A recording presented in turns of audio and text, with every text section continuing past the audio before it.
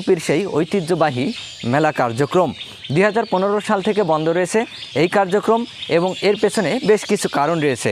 তার মধ্যে উল্লেখযোগ্য কারণগুলো যদি আমি আপনাদের সাথে শেয়ার করতে চাই, তাহলে আমরা যতটুকু জানি যে এই মেলা মাঠকে কেন্দ্র করে প্রতি বছর নানা অশ্লীল যাত্রাপালা অনুষ্ঠান পরিচালিত হচ্ছে, যেগুলো আমাদের যুব সমাজকে ধ্বংসের মূল কারণ। এছাড়া আমাদের অর্থনৈতিক ব্যবস্থাকে ধ্বংস করে দেওয়ার জন্য এই মেলার মাঠে অনুষ্ঠিত হতো নানা ধরনের জুয়া কার্যক্রম। বেশ কিছু এন্টারটেইনমেন্ট সুস্থ বিনোদনের ব্যবস্থাও এখানে ছিল। তারপরেও যতগুলো কাজ এই মেলার মাঠকে কেন্দ্র করে পরিচালিত হতো, এর কোনো কিছুই কিন্তু ইসলাম সমর্থন করে না। কিছু মানুষ এখান থেকে তাদের প্রয়োজনীয় দ্রব্যাদি কিনে তাদের ঘর সাজাতে পারত, এই কথা ঠিক।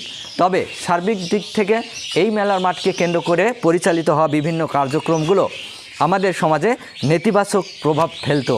এইগুলো মিডিয়াতে আসার পর সরকার এর প্রতি তৎপর হয় এবং এই মেলার কার্যক্রমটি 2015 সাল থেকে বন্ধ করে দেয়।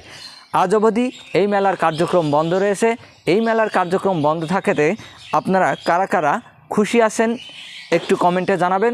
আপনাদেরকে একটু জানাতে চাই যে এই মেলার মাঠে একটি মাজারকে কেন্দ্র করেও কিন্তু বেশ কিছু অর্থনৈতিক কার্যক্রম পরিচালিত হতো, যেটাকে আমরা মাজার ব্যবসা বলে অনেকেই জেনে থাকি। তো সেই মাজারটিও এখন জনমানুষ শূন্য।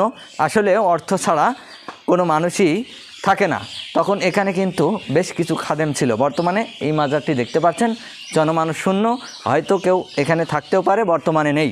পাখিদের কলরব ছাড়া এখানে আর কিছুই শুনতে পাওয়া যায় না।